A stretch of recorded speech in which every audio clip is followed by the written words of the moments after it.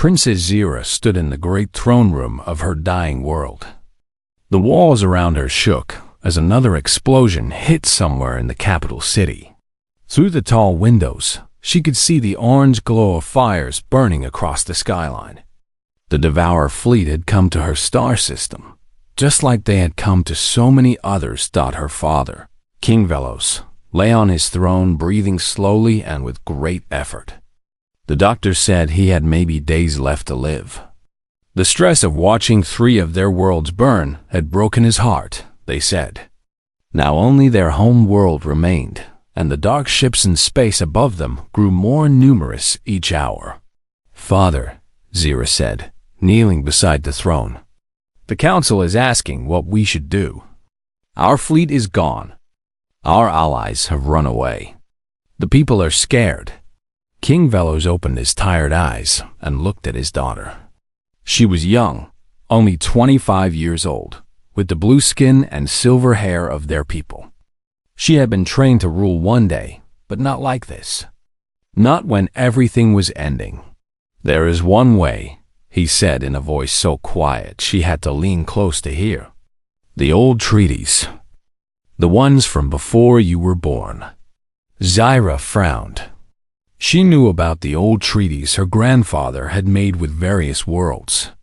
Most of those worlds were gone now, destroyed by wars or disasters. "Which treaty, father?" "The humans," he whispered. "New Terra. There is a defensive pact. Very old. Very specific." Zira felt her heart sink. She knew about the human colony on the edge of their star system. Everyone did, but no one paid much attention to them. They were a small, quiet people who kept to themselves. They had only been traveling between stars for a few hundred years, which made them very young compared to most species in the galaxy. What help could they possibly give? "Father, the humans are farmers and artists. They have maybe 50 small ships. The Devourer fleet has 10,000. King Velos reached out and took her hand with his cold fingers. "The treaty can only be activated one way: marriage, a union between our royal house and their leaders. It binds them to defend us with everything they have." Zira stared at her father. Marriage to some alien she had never met, just to gain the help of a weak colony that would probably be destroyed anyway. But she looked out the window again at the burning city, and she thought about the millions of people counting on them to find a way. "I will do it," she said. The king smiled for the first time in weeks. "I hoped you would say that. I have already sent word to their council. They are considering it." 2 days later, a small human ship landed at the royal spaceport. Zira stood waiting with her guards and advisors, wearing her finest dress and the crown jewels of her house. She expected to meet some rough military commander or perhaps an old politician looking to gain power through marriage. Instead, a quiet man stepped off the ship. He was tall for a human, with dark hair and kind eyes. He wore simple clothes, not a uniform or royal robes. Behind him came 3 other humans, also dressed simply, who looked around with careful, watching eyes. "Princess Zira," the man said, bowing slightly. "I am Marcus Chun. I have come to discuss the treaty your father mentioned." Zira studied him. He looked to be maybe 30 years old, with strong hands that looked like they worked in soil more than war rooms. His voice was gentle, and he seemed more nervous than eager. "You are the one I would marry?" she asked. Marcus nodded. "If you agree to the terms. I want you to know that I did not seek this out. My people chose me for reasons I cannot fully explain to you yet." "What reasons?" Marcus looked at the humans behind him, then back at her. "That must wait. First, we need to know if you truly want this alliance. Marriage between our peoples is not something we take lightly. Once it is done, we will honor the treaty completely. But there is no going back." Another explosion shook the ground. In the sky above, more dark ships were arriving. Zira looked at this quiet human man and wondered what choice she really had. "I agree," she said. "When?" "Tomorrow, if you are willing. The ceremony can be simple." That evening, Zira walked in the palace gardens with Marcus. She wanted to know who she was about to marry, even if it was just for politics. To her surprise, he was easy to talk to. He told her about his work growing food on New Terra, about the books he liked to read, about the poetry he wrote in his spare time. "You do not seem like a military leader," she said. Marcus smiled sadly. "I am not, in the way you would think. But my people believe I can help yours." "I hope they are right. Can you tell me anything about how? Your ships are so few, and the Devourer fleet grows stronger every day. They have the weapons and technology of a dozen conquered worlds." Marcus stopped walking and looked up at the stars. Many of them were hidden now by the smoke from the burning city. "Princess Zira, there are things about my people that we do not share with the galaxy. Good reasons for keeping secrets. Tomorrow, after we are married, I will be bound by treaty to defend your people with my life. That is all I can promise you right now." Zira felt frustrated, but also strangely reassured. There was something in his voice, a certainty that she did not understand but somehow trusted. The next morning, they were married in a small ceremony. Marcus had wanted to do it on his ship, with human customs, but Zira insisted on the palace. She wore the traditional wedding dress of her people, white silk with silver threading.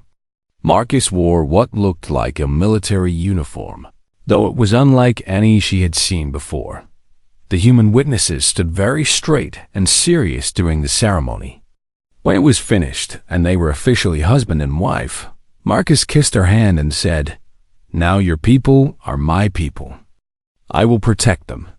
As they walked out of the palace, alarms began to sound across the city. The Devourer fleet was moving closer. Soon, they would begin their final attack. Zira looked at her new husband and wondered if she had just married a man who would die trying to save her world, or if there was something about humans that the galaxy did not understand. Zira had never been on a human world before. New Terra was smaller than her home planet, with 3 moons that hung in the sky like silver coins. The cities were built low to the ground, with lots of green spaces and gardens between the buildings. Everything felt peaceful, which made no sense when a deadly fleet was coming to destroy them all.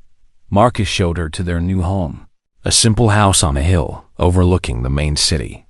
It had a large garden where he grew vegetables and flowers. Inside, the walls were covered with books and paintings. It felt more like a place where a teacher might live, not someone preparing for war. "Your people seem very calm," Zira said as they sat on the porch, drinking tea that Marcus had made from herbs in his garden. "Do they understand what is coming?" Marcus nodded slowly. "They understand. We have been watching the Devourer fleet for months. We know exactly how dangerous they are. Then, why is everyone acting normal? I saw children playing in the parks, people shopping in the markets. On my world, everyone was hiding in shelters. Different peoples handle fear in different ways," Marcus said. "My people believe in living fully until the moment comes to fight." Zira did not understand, but she was starting to learn that there were many things about humans she did not understand. Over the next few days, she noticed strange things. Every morning, she watched from her window as people gathered in the parks to practice what looked like fighting moves. Old people, young people, even children, all moving through the same careful patterns. When she asked Marcus about it, he said it was just exercise. "We believe in keeping our bodies and minds ready," he explained. "Ready for what?" "For whatever comes." This was the kind of answer Marcus gave to most of her questions. He was kind and patient, always willing to talk about books or plants or art. But whenever she asked about human military capabilities or defense plans, his answers became vague. She started exploring the city on her own. The humans she met were polite but careful around her. When she entered a room, conversations would stop. People would bow respectfully, but she could feel them watching her with curious eyes. One day, she found herself in a part of the city that seemed different. The buildings were made of metal instead of wood and stone. When she tried to go closer, a polite guard stopped her. "I am sorry, princess," the guard said. "This area is restricted." "What is in there?" "Training facilities. Not dangerous, just private." Zyra looked past the guard and saw more people practicing those same fighting movements. But these people moved differently, faster, more precisely. And sometimes, just for a moment, she thought she saw flashes of light around their hands. That evening, she asked Marcus about the restricted area. He was quiet for a long time before answering. "Every people has things they keep private," he said. "Things that are important to their survival. Are you preparing to fight the Devour fleet with those exercises?" Marcus looked out the window at the stars. More and more, the sky was filled with dark shapes as the enemy fleet grew closer. "Zyra, I want you to know that whatever happens, I care about you. This started as a political marriage, but you are a good person. I hope we will have time to really know each other." This was not an answer to her question, but the way he said it made her heart feel strange. She was beginning to like this quiet man who read poetry and grew flowers. The next day, urgent news arrived. The Devour fleet had destroyed 2 more star systems, growing larger as they consumed each world's resources and technology. Refugee ships were fleeing past New Terra, begging for help. The Human Council met them with supply ships and offered to take their wounded, but they would not let the refugees land on New Terra. Zero was angry. "These people have lost everything. How can you turn them away?" Marcus sat with her as she watched the refugee ships pass by their window. "The council has good reasons," he said. "What reasons?" "We have room. We have food. Are humans too proud to help people who are suffering?" "No," Marcus said quietly. "But there are things about our world that must stay secret. If we let too many outsiders in right now, those secrets could be discovered. And then we would not be able to help anyone." Zyra stared at him. What secrets could possibly be worth more than helping those people? Marcus took her hands in his. His fingers were rough from garden work, but gentle. "Tomorrow, the Devour fleet will reach our system. They will demand our surrender first, like they always do. When we refuse, they will attack. And then, Zyra, you will understand everything. I promise you that. Will you survive it?" she asked. The question surprised her. A few days ago, she had thought of Marcus as just a political necessity. Now the idea of losing him scared her. Marcus smiled, but it was a sad smile. "That depends on many things. But I want you to know that I will do everything in my power to save your people. Everything." That night, Zyra could not sleep. She walked out into the garden where Marcus was sitting, looking up at the stars. The enemy fleet was close enough now that she could see their dark shapes moving against the starlight. "Are you afraid?" she asked. "Yes," Marcus said, "but not of dying. I am afraid that what we have to do will change everything. Once the galaxy sees what humans are really capable of, there will be no going back to the quiet life we have enjoyed. What are humans really capable of?" Marcus stood up and touched her face gently. She noticed that his hand felt warm, warmer than it should in the cool night air. "You married me to save your people," he said. "But the truth is, your people are going to save ours too. For 300 years, we have hidden what we are. Tomorrow, we will have to show the galaxy our true nature. And after that, everything will be different."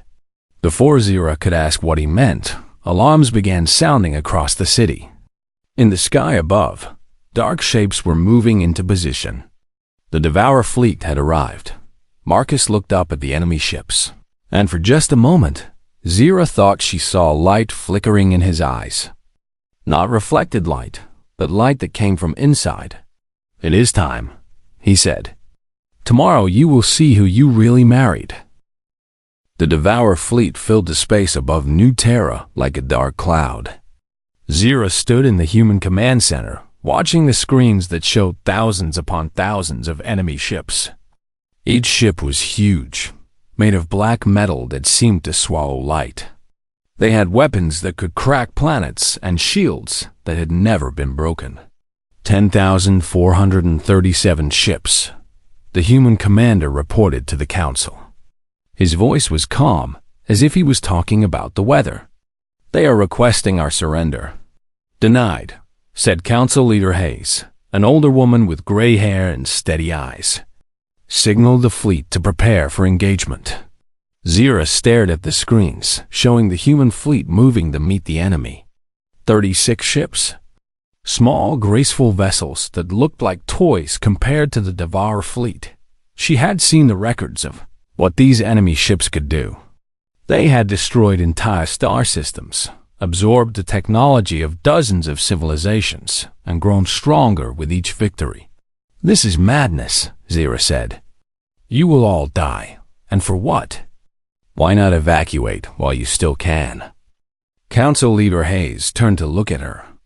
"Princess Zira, your husband has not told you about our capabilities? He has told me nothing useful. Only riddles and promises." The council members looked at each other. Finally, Hayes nodded to someone behind Zira. "Perhaps it is time," the council leader said. "Dr. Chun, please explain to the princess what her people have allied themselves with." An old man stepped forward. He looked like Marcus, and Zira realized this must be his father or grandfather. "Princess, what I am about to tell you must never be shared with anyone outside this room. The survival of our people depends on secrecy." Zira nodded, though she felt confused and frustrated. 300 years ago, when humans first traveled between the stars, we discovered something in the deep space between galaxies. Not aliens, but something else. Raw energy left over from the birth and death of stars. We called it stellar matter. Dr. Chen gestured to a wall screen that showed images of space, dark and empty, except for strange, glowing clouds. Most humans who touched this stellar matter died instantly. Their bodies could not handle the energy, but a few survived. Very few. And those who did survive were changed forever. The screen changed to show images of humans, but humans who looked different. Their eyes glowed with inner light, and energy seemed to flow around them like living flame. We call them the Stellar Integrated. Humans who have bonded with the power of stars themselves. They can channel cosmic energy, manipulate gravity, control electromagnetic forces. They become living weapons capable of destroying entire fleets. Zira felt her knees go weak. "Marcus? Marcus is the most powerful stellar integrated human we have ever seen.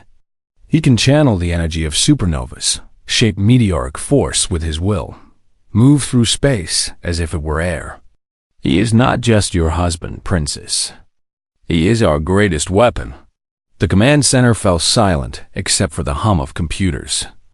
Zira stared at the screens, showing the approaching battle, trying to understand what she had just learned. But if you have such power, why do you hide it? Why do you let the galaxy think you are weak? Hayes answered this time. Because if other species knew what we were capable of, they would never leave us alone. Some would try to control us, to use us as weapons in their wars. Others would try to destroy us out of fear. We have learned that it is better to appear harmless. The stellar integration process is also dangerous, Dr. Chun added. It burns through the user's life force. Each time they use their power, they age. A single battle can cost them years or even decades of life. We only use this power when we absolutely must. Zira thought about Marcus, his quiet kindness, the way he cared for his garden and wrote poetry. How long does he have? That depends on what he has to do today. Hayes said gently. But Princess, you should know that he volunteered for this. When we told him about the treaty, about the marriage, he could have refused. Instead, he said that protecting innocent people was worth any cost. On the screens, the Devourer fleet was moving into attack formation. Their weapons were powering up, preparing to destroy the human ships with overwhelming force. "Where's Marcus now?" Zira asked. "In the preparation chambers with the other pilots. They are getting ready to transform." "Transform?" Dr. Chun looked sad. To use their power safely, the Stellar Integrated must let go of their human limitations. For a time, they become something more than human, but also something less. They become pure energy, pure purpose. It is difficult to watch. Zyra felt tears on her face, though she had not realized she was crying. "I want to see him." Hayes shook her head. "The preparation chambers are sealed, but you can speak to him over the communication system if you wish." They brought her to a console where she could send a message to the fleet.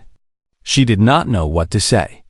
How do you talk to someone who is about to risk everything to save people he barely knows? "Marcus," she said into the microphone.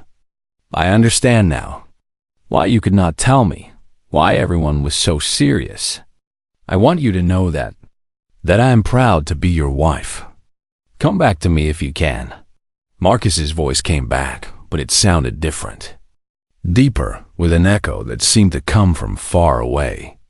"Zyra, whatever happens today, remember that you gave us a reason to stop hiding. Your people's courage inspired us to be brave too. Take care of our garden." The communication line went silent. On the screens, the human ships were moving into position. Zira could see the Devourer fleet beginning their attack, weapons firing beams of energy that could melt mountains. "How many Stellar Integrated do you have?"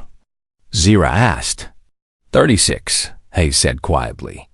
"One for each ship." "It is everyone we have." Zyra stared at the screen. 36 humans against 10,000 alien warships. It should have been hopeless. But for the first time since this all began, she felt something that might have been hope. On the screen, she watched as the first human ship began to glow with inner light. Then another. Then all of them, like stars being born in the darkness of space. The battle was about to begin. The battle began with normal weapons.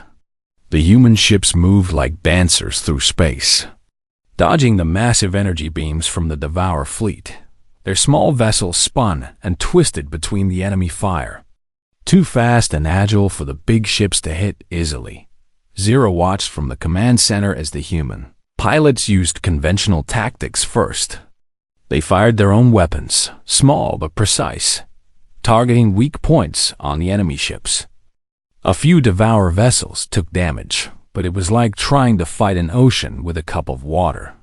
There were simply too many of them. "Why are they not using their power yet?"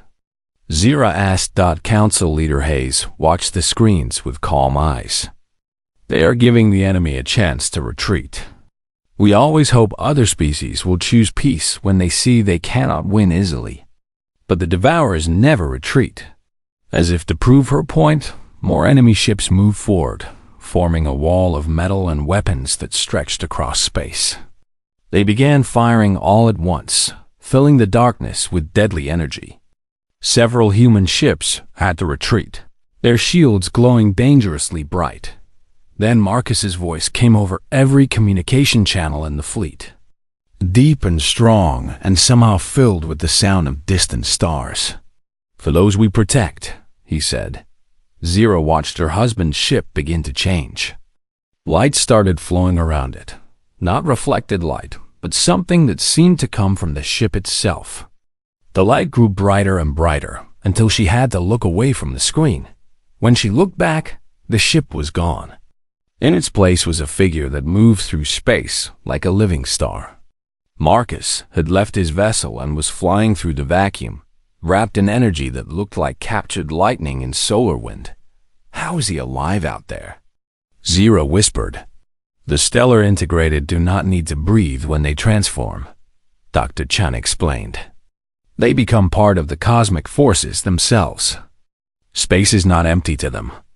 It is full of energy they can use. Marcus raised his hands, and meteoric power gathered around him. Zira had seen meteors before, burning rocks that fell from space and lit up the sky.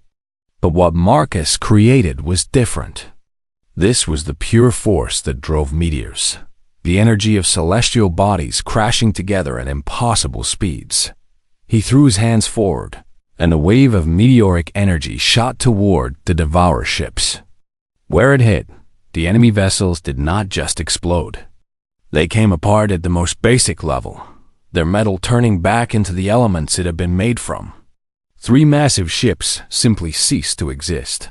Around him, the other stellar integrated began their own transformations.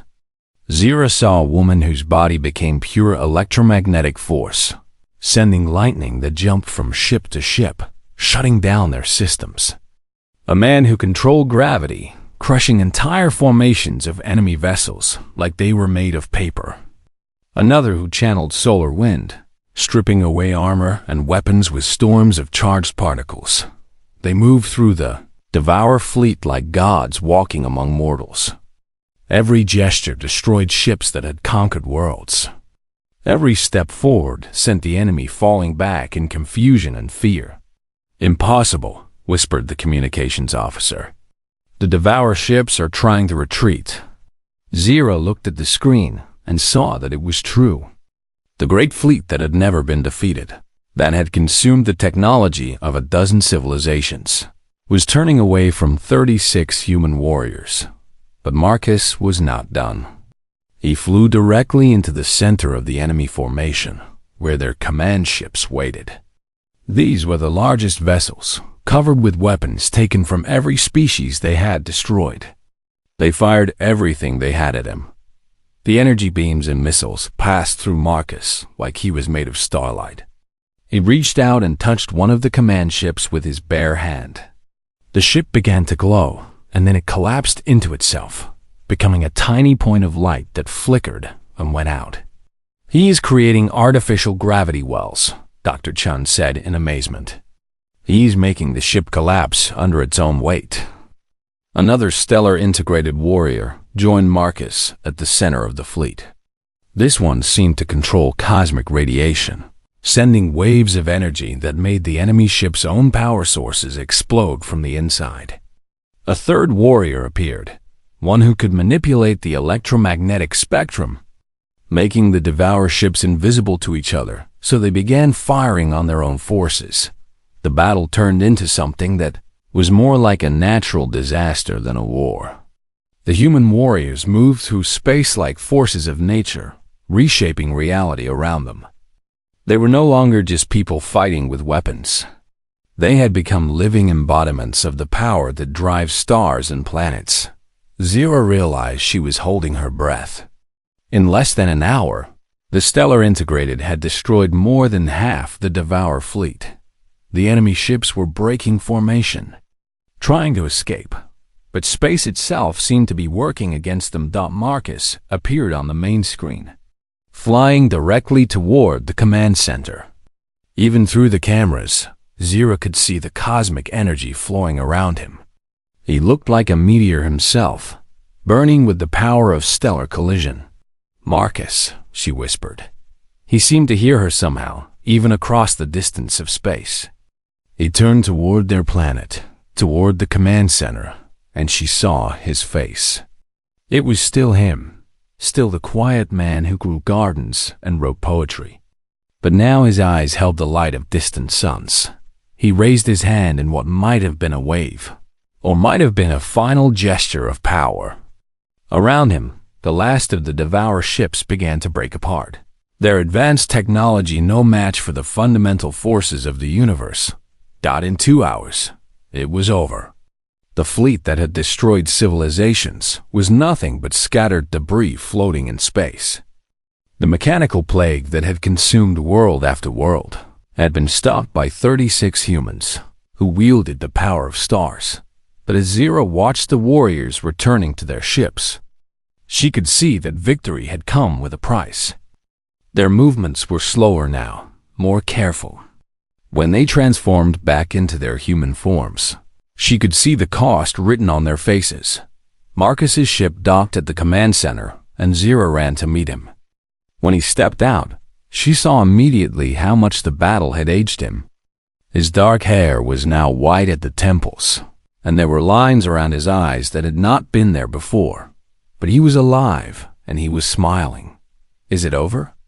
she asked. Marcus nodded, taking her hands in his. His touch was still warm, still gentle. "It is over. Your people are safe." Zira looked into his eyes and saw that the cosmic light was fading, leaving behind the man she had married, the quiet gardener who had saved her world. 3 weeks after the battle, Zira stood in Marcus's garden, watching him plant new flowers. His hands moved more slowly than before, and he sometimes had to stop to rest. The fight against the Devourer fleet had aged him 20 years in a single day, but he seemed at peace with the cost. "The blue ones will bloom in spring," he said, carefully placing seeds in the dark soil. "I thought you might like them. They match your skin." Zira smiled and helped him water the planted rose.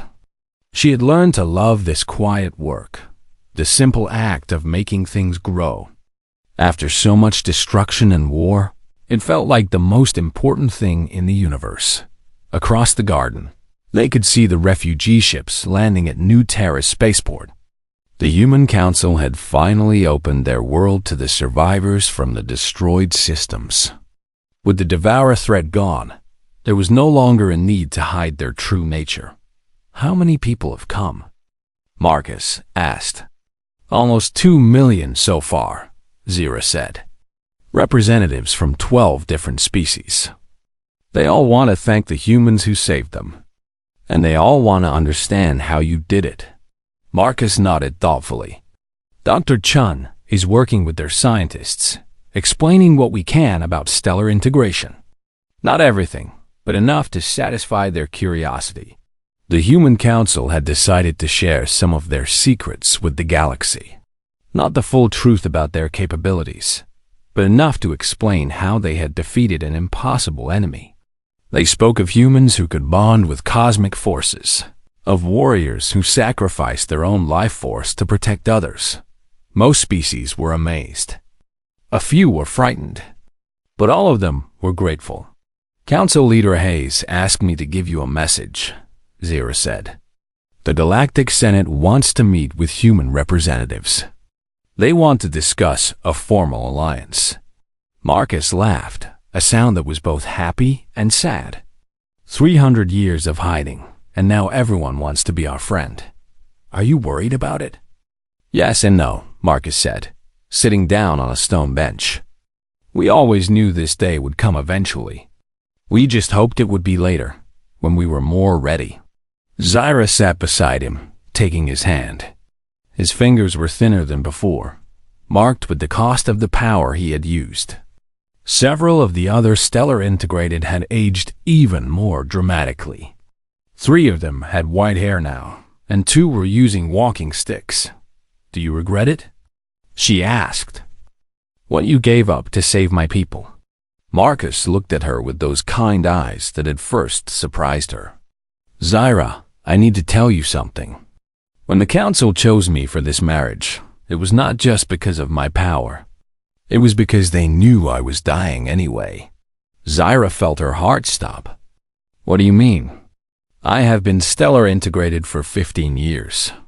Each time I used my power before this battle, it took months or years from my life. Even without fighting the Devourer fleet, I probably only had 5 or 10 years left." Tears started to fall down Zira's face, but Marcus gently wiped them away. "Listen to me," he said. "I have spent my whole adult life knowing I would die young. I made peace with that long ago. But then I met you, and for the first time, I had something to live for besides duty. How long do you have now?" Marcus smiled. "Dr. Chun thinks maybe 2 or 3 years. Maybe more if I'm careful." But Zira, they will be good years. Happy years. I get to spend them with someone I love. The word love hung in the air between them. They had never said it before, though Zira had been feeling it for weeks. I love you too, she said quietly. I never expected to, but I do. They sat in the garden as the sun set behind New Terra's mountains. In the distance, they could see the lights of the expanding refugee camps where people from across the galaxy were building new homes. What happens now? Zira asked. To the galaxy, I mean. Everything has changed. Marcus considered this. The Devourer fleet was not the only threat out there.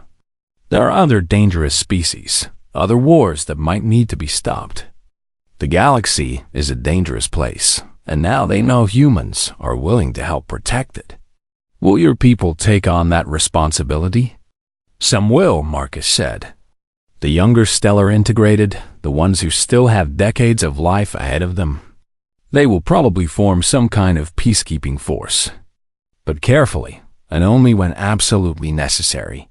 Zira thought about this.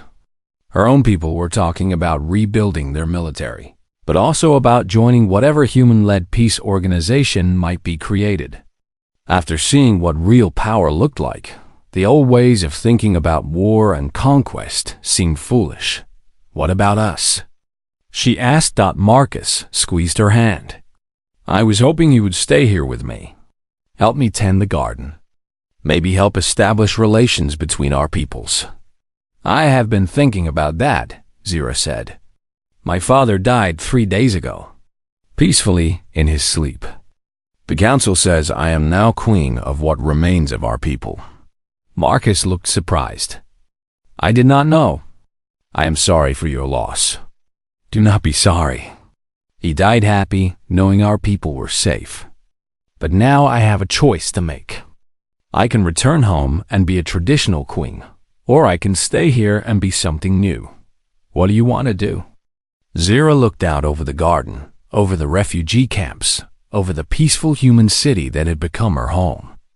I want to build something that has never existed before. A government that includes multiple species working together. Not an empire built on conquest, but a community built on protection. Marcus smiled, the first truly happy smile she had seen from him since the battle. That sounds like something worth spending a few years working on. Only a few years? Well, Marcus said, Dr. Chun might be wrong about my time left. He often is about medical things. And even if he is right, we can do a lot of good in 2 or 3 years. Zira kissed him, there in the garden with the stars beginning to appear overhead. Some of those stars now shone on worlds that were safe because of what he had sacrificed. Others shone on new worlds where refugees were building better lives. Then we had better get started, she said, as they walked back toward their house. Zira realized something that surprised her. She had married Marcus to save her people from the Devourer fleet, but in the end, her people had saved his people too. They had given humans a reason to stop hiding, to step forward and become the protectors they were meant to be. The galaxy was about to become a very different place. And she and Marcus would spend whatever time they had helping to shape that future. One garden and one new friendship at a time. Behind them, New Terra's 3 moons rose into the star-filled sky, shining down on a world that had finally stopped pretending to be weak, and a love that had grown from duty into something that might change everything.